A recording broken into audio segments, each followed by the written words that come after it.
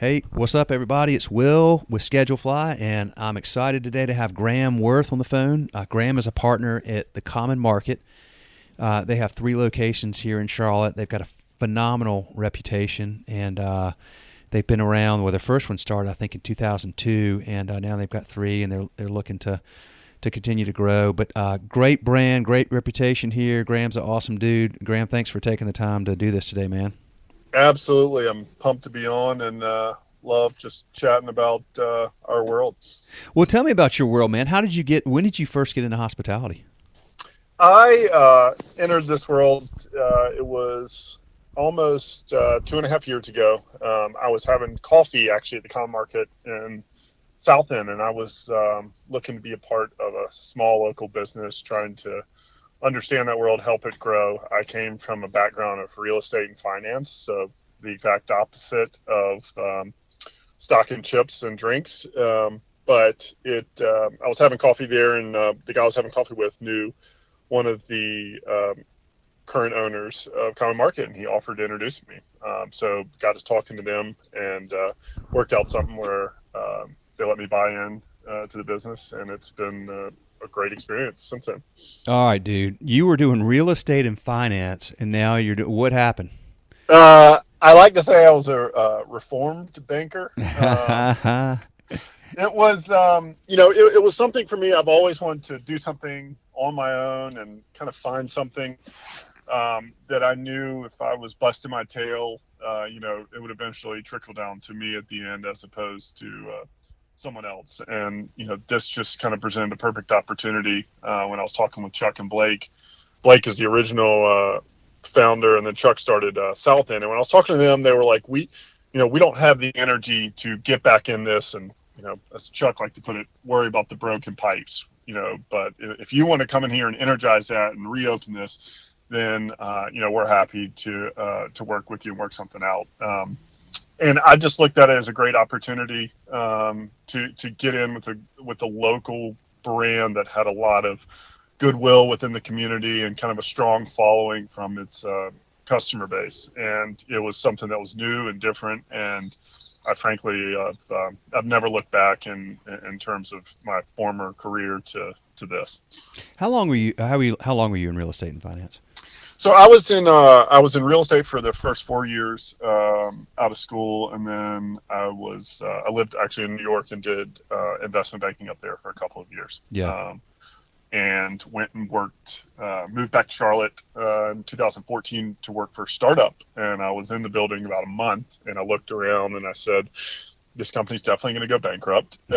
So I started kind of looking at all types of small businesses, and I was looked at everything you could possibly imagine. And, it just happened to end up in this situation because I was having coffee, and I was actually telling the guy I was having coffee with what I was trying to do. And that's when he offered to introduce me to Chuck and Blake. Okay, cool, man. Okay, this is cool. I mean, this is a subject, we won't dive too deep. I want to talk about the Common Market, but I do think it's relevant because I started out of college in banking too, and found that wasn't, fairly early on after a few years of that, realized I wasn't cut out for corporate America. I needed to do something smaller and so forth. But, I tip my hat because I think a lot of folks that get up there and get to New York and are doing investment banking and are dialed in, they get too far along. And you may have seen this too, but some folks just get too far along down the road. Maybe they get married, have kids or whatever, and then they're not really fulfilled, don't really love what they do, but they're making good money and they feel like they don't really have an out at that point. So it sounds like you realized that early enough to make a change, and I would imagine your days are much more fulfilling and meaningful now, if I could assume that. They call it, I think they call it the golden handcuffs, basically. Golden handcuffs. Oh, yeah, okay. Yeah, makes sense. You're sitting there, and at a certain point, you're looking around the room, and you're like, what am I going to leave, that's going to pay me more? And for me, it just wasn't about, the money. It was about some type of fulfillment that I could have personally. And it's interesting. I had people, some of my friends in banking, and I've talked to them, and they're like, oh, this is really cool that you went out and kind of did this. Like, I'm thinking about doing the same thing. I was like, that's great. are you planning to tell your wife and your kids at home that you're not going to have a job for at least 6 months, maybe a year? Right. Right. Well, no. Okay. Well, you might want to consider that and, think about what that's going to be like. I was in the, I call it fortunate position of having no other obligations in my Yeah. life at the time when I started this. And that was kind of a critical factor, I feel like, especially for me to know that there weren't other people directly relying on me for, for some type of income or for support. And that really enabled me to kind of freelance and kind of look around at a lot of different things, which I think was kind of crucial. But, to your point, there's a certain conscious decision that you come to in your life that you feel like you need to understand what is going to make you happy or what you really want to accomplish. And for me, it was not in the world of banking. And there are plenty of people, who love that. And it's a great industry to be in for the right people. It just wasn't right for me. Yeah, for sure, for sure. Well, that's cool. Well, congratulations on that, man. And it's the and it's not just the financial part of that. It's when you get started with something like that, you're hustling hard. Like it's a lot of hours, and you're dealing with stuff constantly. And I know that doesn't ever really change. That's just kind of ongoing in the world that you're in. But it's something that don't think that it's going to be 9 to 5 or even 8 to 7 kind of thing. It's kind of 24/7, 365, isn't it? Absolutely. And Chuck, who started the Southend store here, sent me a little text message the other day that said, "The only thing more overrated than natural childbirth is owning your own business." I got a good laugh out of that because, while there are, payoffs in terms of what you can do and expect and working in a 9 to 5 job versus owning your own business, for me there is no out of office reply, right? That's At right. the end of the day, that's coming on me no matter where I am. So there's a certain element of that you gain by getting involved and working for yourself and getting involved with your own business that you would never have when you have retirement benefits and health insurance. There's a peace of mind to that, absolutely. But I think that is certainly an element where people highly underestimate the amount of work it takes. And I didn't underestimate that. I knew it was going to be a lot, whatever endeavor I kind of followed up on. But it was I had worked 100-hour weeks on Wall Street. Sure. I knew exactly what it was. And so for me, it was like, if I'm going to work this much, I might as well work this much for myself versus for someone else. So I think that's the other characteristic that you bring up that a lot of people underestimate how much work is really involved in something like this. Yeah, that's exactly right. We've been doing this for, 10, 11 years now, and I'm still I've never had an auto reply wherever I am. I actually kind of had a bit of a panic attack this past spring. We took the kids on a Disney cruise, and they told us we'd have Wi-Fi, and we didn't. We sort of did, but would just flake out. And I was like the first time where I was like, didn't know what was going on. And I just kind of freaked out about it. And, it was fine, but I guess my point is, I think when you're doing something that's yours, that can get tiring at times, but then again, like it's yours and you kind of want to always know it. It's like your kid or something. Like you don't mind it because it matters so much and you've poured so much into it. Like you just want it to always go right and make sure things are going well, and you don't mind having to stop what you're doing to take care of something or whatever else, which is whereas when you're working for somebody else in a big company, you kind of feel like, dude, when I'm out of here, I don't want to be bothered with I don't care. Right? You're not my issue. Right. There was I had an issue. I was out of town recently in the same scenario, and I don't have kids, but I have nieces and nephews, and I babysat for them, and I know that when that room is quiet and something's going on, right? Yeah, that's right. If you don't hear from 2 kids under 5 years old in a room, then there's some mischief going on. And, I was away from the business for about a week and I didn't hear anything from Common Market. And I had that exact same feeling, like, what is going on right now? I feel like someone should have reached out to me about something at this point. But I completely echo that sentiment in terms of, you are fully invested and you want to be involved in all times, and it makes it harder to kind of step away from it. Yeah, for sure, for sure. Well, okay, so tell me about. I mean, I know about, but tell our audience, like, you tell about the common market with the concept and what you guys are doing, and you went from one location in '02, you've got three now, right? Yep, that's right. We just opened our third about 2 months ago. We actually reopened it. It was a store that existed in South End for about 8 years, and it got torn down by a beautiful development that is engrossing Charlotte right now. But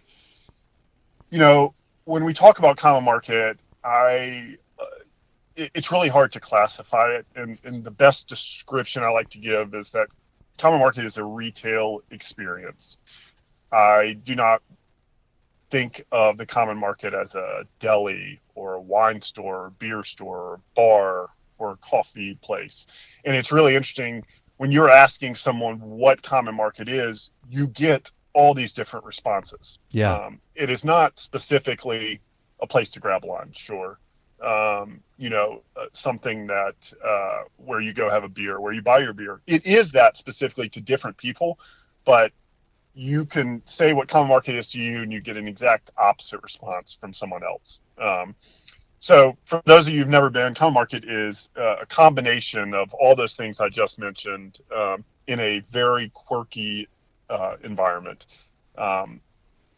We like to think of our spaces as the highest compliment you could give one of our spaces is that your friends are coming in from another town, and that's where you want to show them, because it's going to be unique. It's going to be something different that maybe they don't have in their hometown, and something that's a good reflection of kind of the culture and the community that Charlotte has in different pockets. So that's kind of what we're targeting for an overall, when someone asks me what common market is, that's what it is to us. Chuck calls it the neighborhood living room. I love it. Neighborhood living room. We're trying to be a place that you gather as a community and do whatever you like to do at common market. That's have a coffee, have a meeting, eat lunch, have a beer. We just offer the different variables for you to kind of get together and interact with different people. Well, I think that I love the concept, man. People are looking for that more and more these days. I think just a place to go hang out, Absolutely, and see the same people often or daily or whatever it is. A place that you literally feel like you could go any day, and they know you, and the people that work there. The people that are customers there, and that's been lost a lot. But you don't see that as much now. But yep, that doesn't mean that people don't. In fact, they need it more now, I think, almost than ever. I agree. I agree wholly, Will. And I think the area where it comes up the most and where we saw it come up the most was when the South End store closed in August of 2016. We talked to some of the old customers, and the most interesting thing that kind of came out of that is like they lost relationships and connections with people that they didn't even know their name, but they knew they came to common market, Mondays or Fridays or whatever, and right. they were friends with them. They had connections with them without really even knowing their name. And to have a place that kind of supports that type of environment is a great target for a business to accomplish, because you're not simply serving the neighborhood, which is ultimately our underlying goal, but everyone can come in and serve the neighborhood in one way or the other. But to provide an arena where people feel like they can connect with other people and build friendships is, that's something that's special and builds a loyal following, not just a loyal customer. Yes, a loyal following, not just I like it, man. That's exactly right. Yeah. Well, hey, okay. So before we started recording, you and I were talking about, you're from Raleigh. We were talking about a place in Raleigh that I found out yesterday is having to move because their lease wasn't, the owner of the building didn't renew it. I mean, they're in a great location. I'm sure it's going to be really challenging for them. They know where they're moving, but it's a totally different area. It's going to be a different demographic, blah, blah. But that part of this is, I find to be fascinating, is the and the economics can be tough sometimes, but the lease versus buy part of the conversation. And tell me your thoughts on that and how you all have approached it and what you've learned and how you might approach it, going forward. Yeah, it's an interesting question. The way that we kind of look at it is there is there's an element of leasing that, you're effectively going in, renting someone's house for 10 years, redoing it for them, and then potentially handing back the keys, and, losing a customer base along the way. Yeah. So, I think especially with what happened in South End, they tore the building down, built a big office tower there. There's an element of it that kind of leaves you emotionally drained, speaking specifically about the reference you just made to the business in Raleigh, right? You spend all this time and energy building something, and just to know that at some point someone can just have the ability to say, yeah, you're, for whatever reason, we're not going to renew this lease.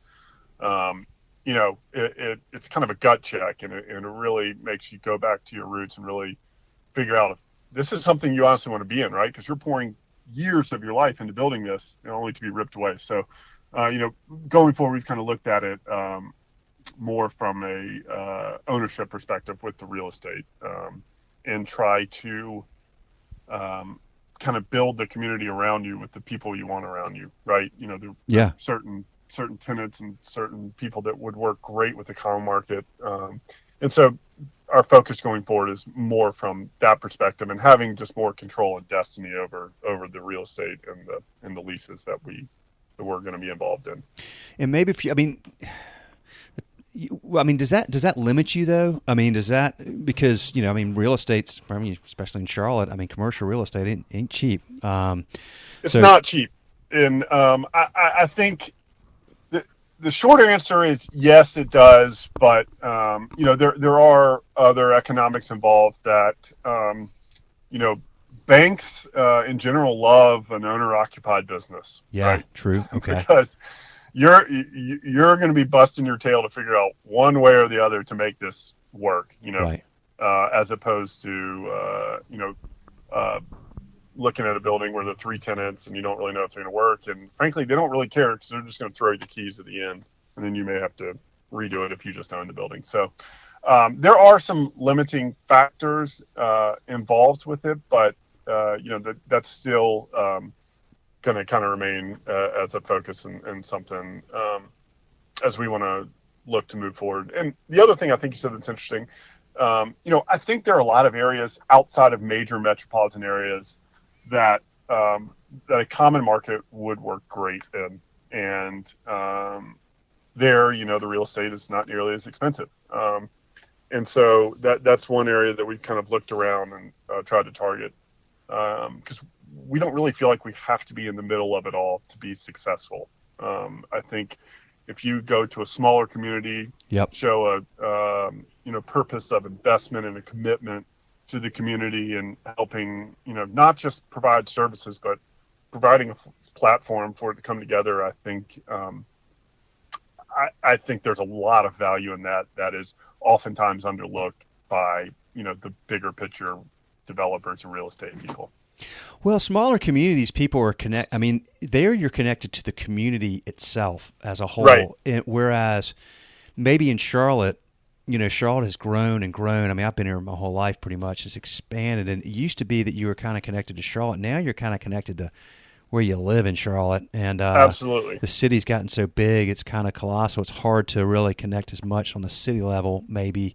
Whereas you take some outerlying towns, I don't know if Fort Mill or Rock Hill around here, or Right. Gastonia or something, where people are still dialed into that community itself. And they're yeah, I think I see I totally see what you're saying. Well, and I think that we've been seeing that on a smaller scale with our store on Monroe Road. Yeah. We went over there into the Oakhurst community, and there's Echo Hills. There are a lot of Stonehaven. There are a lot of areas around there, and it was really severely underserved from a retail perspective. And I think there's a level of appreciation from our customers over there that, we came over there, there wasn't a whole lot going on, and we've built a really great relationship with our customers over there. You walk in there, 4 or 5 nights a week, and you see the same people hanging out, and it's great. The people who have actually built friendships through a common market, Yep. As opposed to just kind of the 9 to 5 going to work, not really connecting with what you have on a hyper local level. Sure, sure. Soft beaches sometimes are good. I mean, you're not going in the middle of everything else and where everybody else is going and trying to serve. I mean, the more competition there is, in for a certain audience, then there's other areas of town that don't get, like you said, that are underserved. So that's Yeah, and I think that's but they still have that same need. right. They still have the exact same need, but it's also when you go into that community that has 50 other options, how are you distinguishing yourself? Yeah. And that is, that's what it gets to, because anyone can come in and offer the same thing, but what is going to build customers for you? And that is that's a thing that we're constantly trying to focus on as a business. How do your staff typically come from the surrounding area? Like, how do you find people, good people? Yes. So it's interesting. Our staff is oftentimes not, immediate local, but a lot of times our staff comes from somewhat local areas. I think we have a great staff who, we try to create an environment that they enjoy working in, and we offer a lot of freedoms within that. What do you mean by that? You can wear what you want to Gotcha. Common Market to work. Our staff chooses our music on a daily basis. They have access to, because we like to have that as a partial reflection of the store, right? Is the people who work there. It shouldn't be a complete separation from, and I feel like that's the best way you can kind of connect with a lot of the customers. We have, I think, 5 different staff members. There might be more, might be missing 1 or 2, but that are in bands or musicians in the Charlotte area. And so you have a lot of people who walk in and kind of connect with these people like, wait a second, didn't I see you play the other night at, wherever?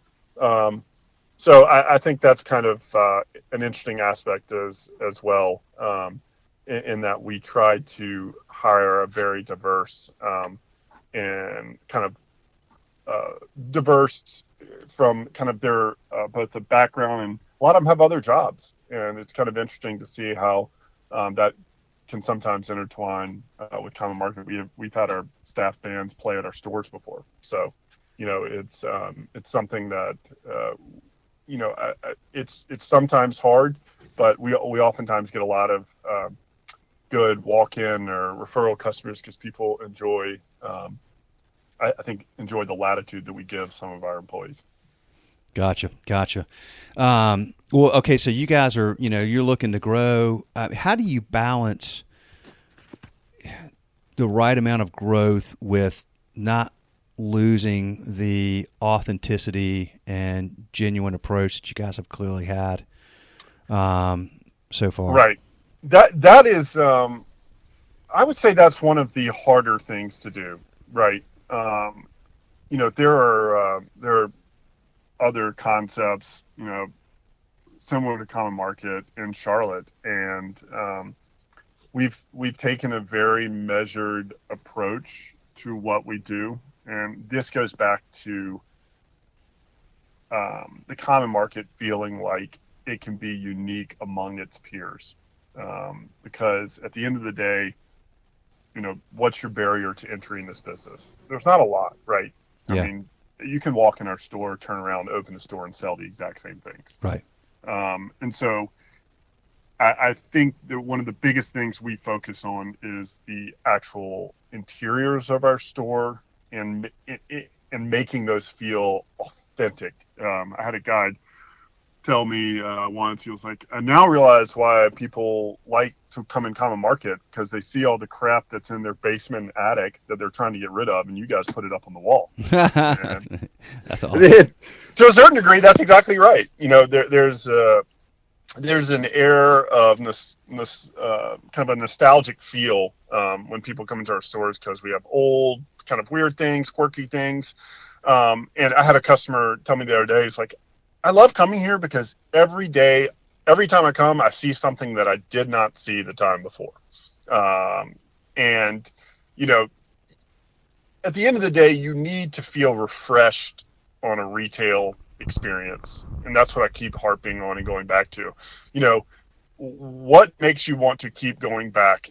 Things get stale over time. You know, if you're just walking in the same place, ordering the same thing, you don't feel like you have a different experience, then ultimately I feel like that falls out of favor. Certainly not for everyone, but for some people. And, you know, the ultimate goal is to have a very high customer retention rate, and not just based on a location, but based on a loyalty, right? That you're willing to pay more, you're willing to, you know, go there over somewhere else because you enjoy what the company stands for, you enjoy what it kind of means, and you like the overall environment involved.